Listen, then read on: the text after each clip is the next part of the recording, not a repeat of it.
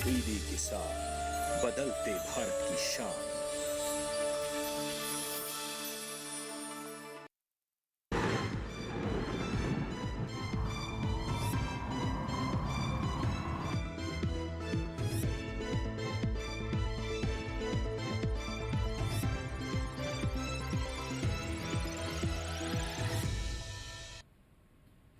नमस्कार, स्वागत है आपका हमारे खास कार्यक्रम मौसम खबर में। मैं हूं आपके साथ दीपशिखा। अपने इस कार्यक्रम में हम आपको देंगे मौसम से जुड़ी तमाम जानकारी, साथ ही बताएंगे आज और कल कैसा रहेगा मौसम का हाल। लेकिन उससे पहले नजर डालते हैं 5 बड़ी खबरों पर। तो सबसे पहले बात कर लेते हैं पहली खबर की, जो कि आ रही है हिमाचल प्रदेश से। यहाँ पर अगले 2 दिन ओलावृष्टि के आसार मौसम विभाग की तरफ से जताए गए हैं। वहीं पंजाब में 19 अप्रैल को ओलावृष्टि का अनुमान मौसम विभाग की तरफ से जताया गया है। वहीं असम में अगले 3 दिन भारी बारिश की संभावना मौसम विभाग की तरफ से व्यक्त की गई है। वहीं चौथी खबर ओडिशा से आ रही है, जहां पर अगले 3 दिन गर्म हवाएं चल सकती है। 5वीं बड़ी खबर है जो कि दिल्ली से आ रही है। यहाँ 19 अप्रैल को कई इलाकों में बरसात हो सकती है। चलिए अब आगे बढ़ते हैं और मौसम अलर्ट से जुड़ी तमाम जानकारी आपको दे देते हैं। और ये जानकारी हम आपको हमारे पीछे दिख रहे इस नक्शे के जरिए देंगे कि कहां पर मौसम को लेकर सतर्क रहने की जरूरत है, नजर बनाकर रखने की जरूरत है, कहां पर सावधान रहने की जरूरत है। तो सबसे पहले हम शुरुआत करते हैं उत्तर भारत के कुछ हिस्सों से। गिलगित, मुजफ्फरबाद, श्रीनगर, लेह लद्दाख और हिमाचल प्रदेश में तेज हवाओं के साथ बारिश आने की संभावना है। और इसके साथ साथ कई जगह ऐसी है जहां पर बर्फ भी पड़ सकती है, यानी कि यहाँ पर सावधान रहने की जरूरत है। हालांकि जो बाकी के कुछ हिस्से आप देख पा रहे हैं, जैसे कि तेलंगाना या फिर पश्चिम राजस्थान, गुजरात, इसके साथ मध्य महाराष्ट्र, मराठवाड़ा, तेलंगाना, रायलसीमा, भीती दक्षिण कर्नाटक, तमिलनाडु, पुडुचेरी और पूर्वोत्तर के कुछ हिस्से, बिहार, गांगे पश्चिम बंगाल, उड़ीसा, उप हिमालय पश्चिम बंगाल और सिक्किम, यहाँ पर नजर बनाकर रखने की जरूरत है। क्योंकि आप देख पा रहे हैं जैसे कि कई जगह ऐसी है जहां पर जोरदार बारिश हो सकती है तेज हवाओं के चलने के साथ साथ। अब आगे बढ़ते हैं और मौसम पूर्व अनुमान से जुड़ी तमाम जानकारी आपको बता देते हैं कि आने वाले समय में मौसम का किस तरीके का हाल रह सकता है। तो जैसा कि आप हमारे पीछे ये नक्शा देख पा रहे हैं, गिलगित, मुजफ्फरबाद, श्रीनगर, लेह लद्दाख, इन तमाम जगह पर ज्यादातर जगह ऐसी, अधिकतर जगह ऐसी है जहां पर बरसात हो सकती है। हिमाचल प्रदेश में अनेक जगह बरसात हो सकती है। पंजाब, हरियाणा और इसके साथ साथ चंडीगढ़, दिल्ली, इन तमाम जगह पर कई जगह बरसात हो सकती है। उत्तराखंड में भी यही स्थिति है। पश्चिमी उत्तर प्रदेश, पूर्वी उत्तर प्रदेश में आप देखेंगे कि कहीं कहीं बारिश होने की संभावना है। हालांकि जब आप पूर्वोत्तर की तरफ आगे बढ़ेंगे तो वहां आप देखेंगे कि अनेक जगह बरसात होने की संभावना है। इसके साथ साथ उप हिमालय पश्चिम बंगाल और सिक्किम में कई जगह ऐसी है जहां पर बरसात होने की संभावना है। उसके बाद हम दक्षिण का रुख कर लेते हैं। जैसा कि आप हमारे पीछे देख पा रहे हैं, पुडुचेरी, तमिलनाडु, तटीय आंध्र प्रदेश, रायलसीमा में कहीं कहीं बारिश होने की संभावना है। साथ ही साथ भीतरी दक्षिण कर्नाटक में कई जगह बरसात हो सकती है। साथ ही केरल में आप देख पा रहे हैं कि अनेक स्थानों पर बारिश हो सकती है। साथ ही साथ लक्षद्वीप में भी यही स्थिति बनी हुई है।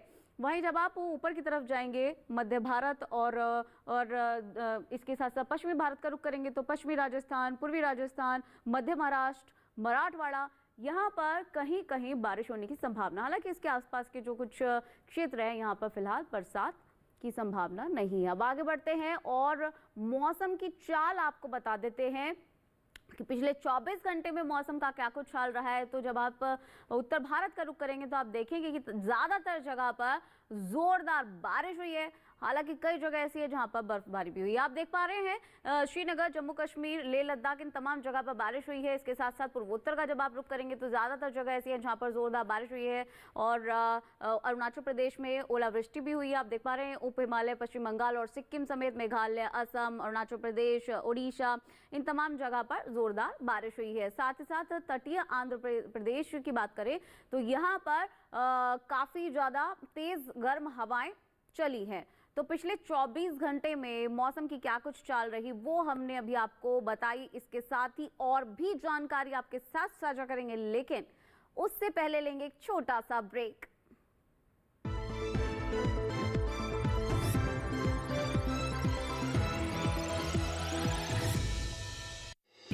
आपकी सुरक्षा है हमारे लिए बहुमूल्य।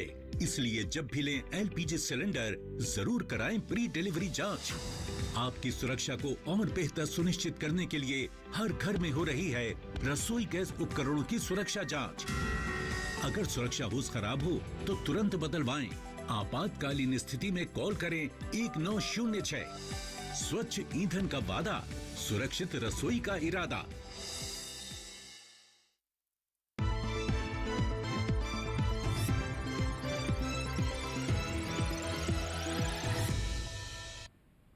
ब्रेक के बाद एक बार फिर से आपका स्वागत है हमारे खास कार्यक्रम मौसम खबर में। चलिए अपने कार्यक्रम को आगे बढ़ाते हैं, अपने अगले सेगमेंट का रुख करते हैं। इस सेगमेंट में हम आपको तापमान का हाल बताएंगे, यानी कि कहां पर अधिकतम तापमान की क्या स्थिति है और कहां पर न्यूनतम तापमान की क्या कुछ स्थिति है। और सबसे पहले हम शुरुआत करते हैं अधिकतम तापमान से, और इसकी शुरुआत करेंगे उत्तर भारत के कुछ हिस्सों से। जैसा कि आप देख पा रहे हैं, श्रीनगर, जम्मू कश्मीर, लेह लद्दाख, हिमाचल प्रदेश, पंजाब, चंडीगढ़, पश्चिमी राजस्थान, गिलगित, मुजफ्फरबाद, यहाँ पर अधिकतम तापमान सामान्य तापमान से 1 से 3 डिग्री सेल्सियस कम दर्ज किया गया। वहीं अब हम आगे बढ़ते हैं, पूर्वोत्तर के कुछ हिस्सों का रुख कर लेते हैं। अरुणाचल प्रदेश, नागालैंड, मणिपुर, मिजोरम, त्रिपुरा, गंगा, पश्चिम बंगाल में अधिकतम तापमान सामान्य तापमान से 3 से 5 डिग्री सेल्सियस ज्यादा दर्ज किया गया। आगे बढ़ते हुए तटीय आंध्र प्रदेश का हाल जान लेते हैं। यहाँ पर अधिकतम तापमान सामान्य तापमान से 3 से 5 डिग्री सेल्सियस ज्यादा दर्ज किया गया। तो अधिकतम तापमान की स्थिति लगातार हम आपको बता रहे हैं। आगे बढ़ते हुए अन्य जगह का हाल जान लेते हैं। कच्छ और सौराष्ट्र की स्थिति जान लेते हैं। यहाँ पर अधिकतम तापमान सामान्य तापमान से 3 से 5 डिग्री सेल्सियस ज्यादा दर्ज किया गया। तो मैक्सिमम टेम्परेचर कितना कहां पर दर्ज किया गया वो बता रहे हैं, आप बता देते हैं। सबसे ज्यादा तापमान कहां दर्ज किया गया? ओडिशा के बारिपदा में 43.6 डिग्री सेल्सियस अधिकतम तापमान दर्ज किया गया। तो ये तो रही मैक्सिमम टेम्परेचर की बात, अधिकतम तापमान की बात। अब न्यूनतम तापमान यानी कि मिनिमम टेम्परेचर आपको बता देते हैं। उत्तर भारत से इसकी शुरुआत करते हैं। गिलगित, मुजफ्फरबाद, श्रीनगर, जम्मू कश्मीर, लेह लद्दाख और हिमाचल प्रदेश में न्यूनतम तापमान सामान्य तापमान से 1 से 3 डिग्री सेल्सियस कम दर्ज किया गया। वहीं आगे बढ़ते हुए बिहार, उप हिमालय, पश्चिम बंगाल और सिक्किम की स्थिति जान लेते हैं। यहाँ पर न्यूनतम तापमान सामान्य तापमान से 3 से 5 डिग्री सेल्सियस ज्यादा दर्ज किया गया। आगे बढ़ते हुए अब दक्षिण का रुख करते हैं। तमिलनाडु और पुडुचेरी में न्यूनतम तापमान सामान्य तापमान से 1 से 3 डिग्री सेल्सियस कम दर्ज किया गया। आगे बढ़ते हैं और अब हम आपको बताते हैं मध्य महाराष्ट्र का हाल। यहाँ पर न्यूनतम तापमान सामान्य तापमान से 5 डिग्री सेल्सियस ज्यादा दर्ज किया गया। और आगे बढ़ते हुए अब आपको बताते हैं सबसे कम न्यूनतम तापमान कहां दर्ज किया गया। ये पंजाब के अमृतसर में दर्ज किया गया 16 डिग्री सेल्सियस। तो तापमान की स्थिति अभी हमने आपको बताई। अब जान लेते हैं कि देश के अन्य हिस्सों में, अन्य कोनों में तापमान की क्या कुछ स्थिति रही।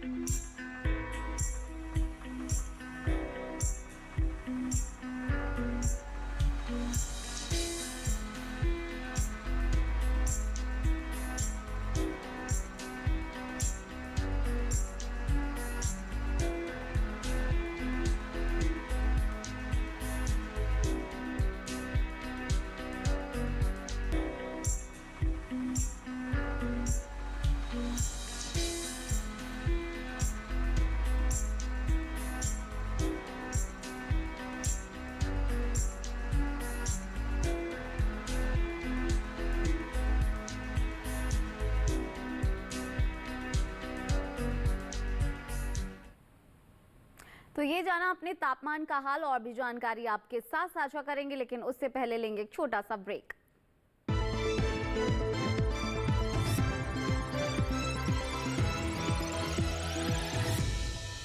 Hey girls!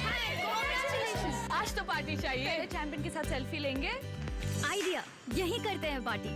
Pizza party. ये चल अपना कार्ड और पिन दे। मेरे कार्ड की डिटेल्स मैं खुद ही डालूंगी। आरबीआई कहता है अपना पिन, ओटीपी, सीवीवी या इंटरनेट बैंकिंग पासवर्ड किसी के साथ शेयर ना करें। ऑनलाइन बैंकिंग सिर्फ अपने कंप्यूटर, मोबाइल और सिक्योर नेटवर्क से करें। बाय गर्ल्स, कहाँ जा रही है? सुना नहीं? No sharing. आरबीआई कहता है जानकार बनिए, सतर्क रहिए।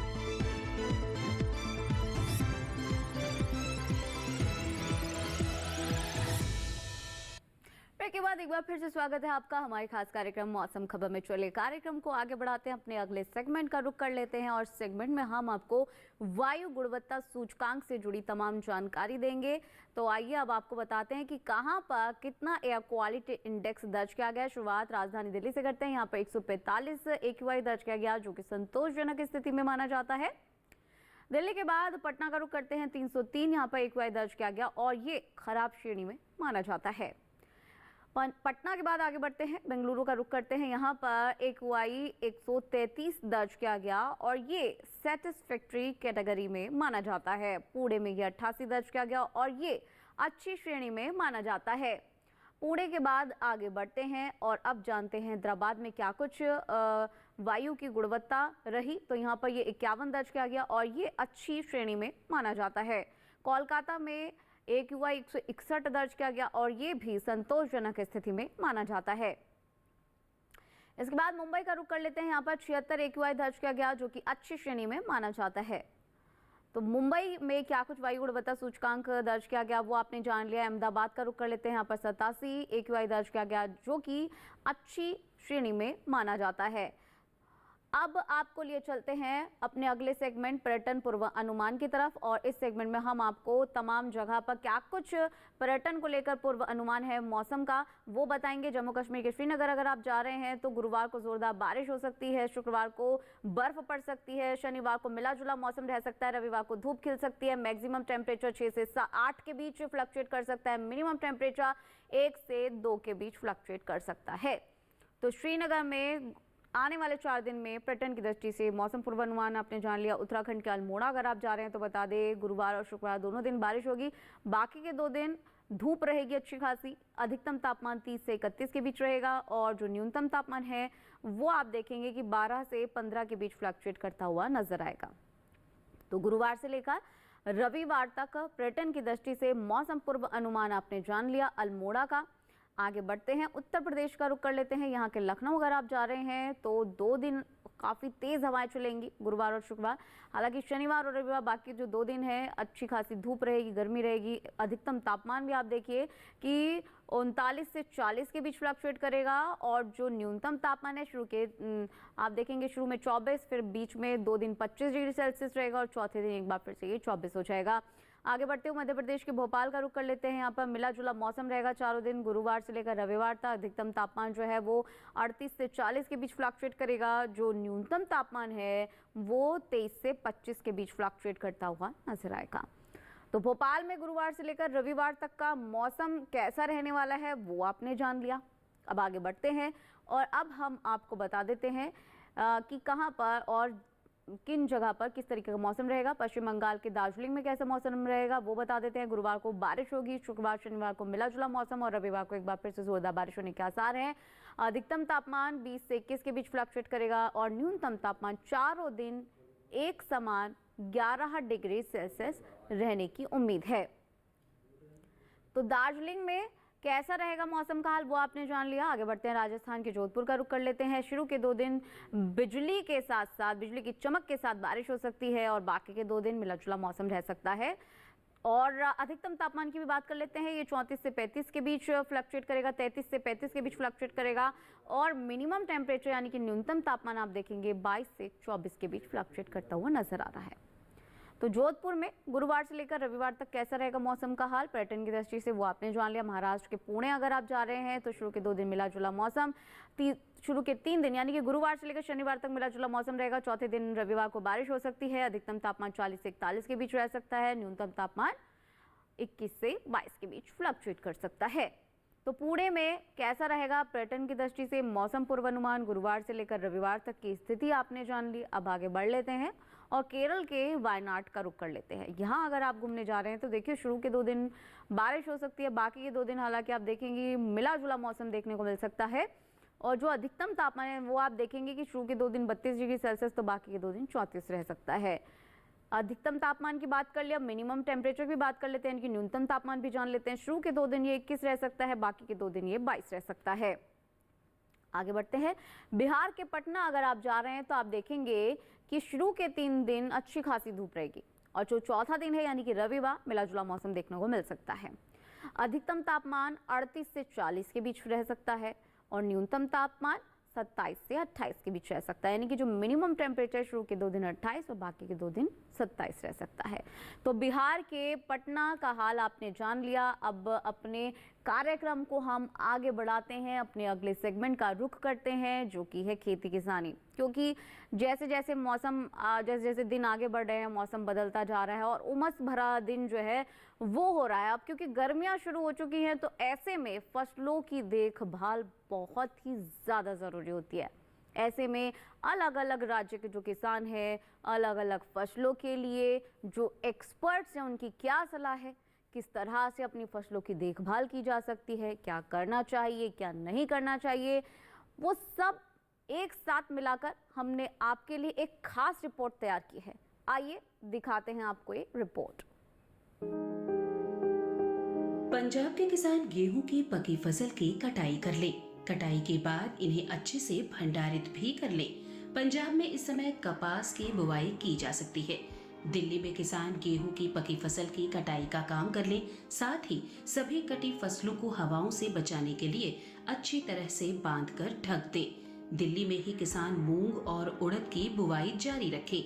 पूर्वी उत्तर प्रदेश के किसान गेहूं और सरसों की पकी हुई फसलों की कटाई और मड़ाई का काम कर लें। साथ ही यहाँ के किसान मूंग की बुवाई इस सप्ताह में कर सकते हैं। यहाँ सभी सब्जियों, नर्सरियों और बगीचों की समय पर सिंचाई कर लें। यहाँ के किसान सब्जियों और फसलों को गर्म हवा से बचाने के उपाय भी कर लें।